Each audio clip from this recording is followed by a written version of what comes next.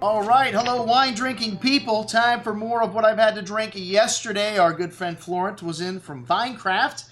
And where do you find older vintage Bordeaux? Still available at a distributor level? Well, this is a distributor that really is picking up the candle, the torch that, Chateau Estates maybe has left off in terms of supplying us with some great Bordeaux here in this market. And, they've got some older vintage stuff, which is not easy to find today. This is an 03 Saint Estephe, which 03 was a hot year and one that tends to drink really nicely right now. They obviously picked these a little bit early because the alcohol relatively low on this wine, I thought, for an 03. And the Chateau's owned by the folks that own Cigar, so they know Saint Estephe.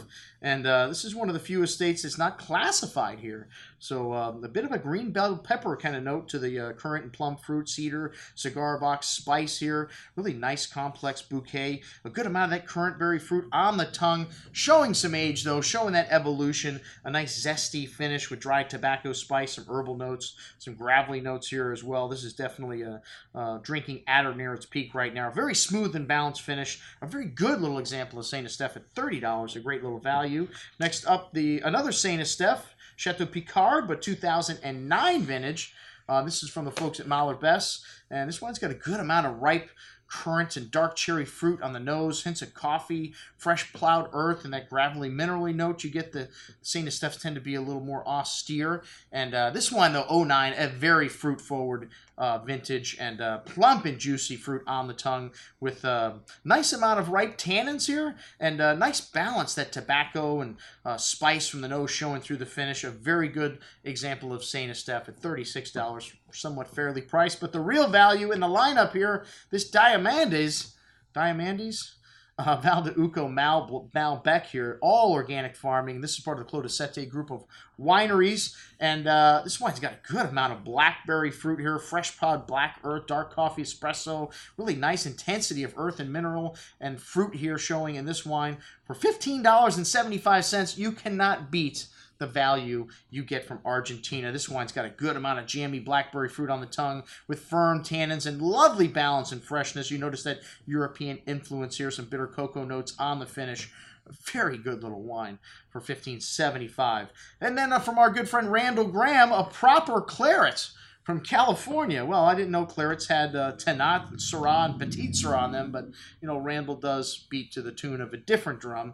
And it's got a screw cap enclosure, which we love. Randall's on the cutting edge as far as that goes, and a good amount of currant dark plum fruit here to the nose. $19.50. This wine really delivers some sweet tobacco, clove, spice, and earthy notes. Really nice complexity here. A big and brawny claret with juicy currant berry, plum, and cherry fruit, and nice hints of tobacco, cigar box spice, and that loamy earth. A jolly good example of claret. Excellent wine in $19.50. Wow.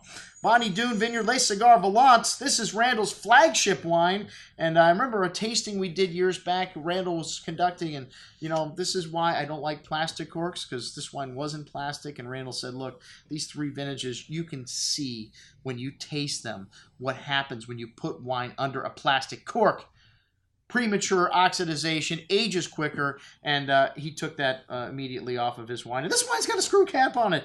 And it's got a bit of a rustic quality to it. 36% Syrah, 25 Grenache, 20 Mourvedre, 19 Cinsault, and really reminiscent of a Chateauneuf. Dried flowers, herbs, fresh berry pie fruit, notes of exotic spice, incense. Really nice complexity, and wow, big on the palate. This wine showing even better on the second day, the sign of a really great wine. This wine's got those fresh floral notes and herbs showing on the finish, and wonderful balance, lovely zesty acidity and fine tannins. This wine is refined, elegant, and complex at the same time, reminiscent of the man that has made it. Anyways, most excellent juice, this 2009 Les Cigar Volant. And then a little Dragonette, the MJM from the Central Coast. This wine's 91% Syrah, 5% Grenache, 3% Mourvedre. A little bit of Viognier thrown in there for good measure. The white wine has higher acidity, the white grapes, so they can help fix the color and actually make the wine darker, which is the exact opposite that you would think from adding white wine to red grapes.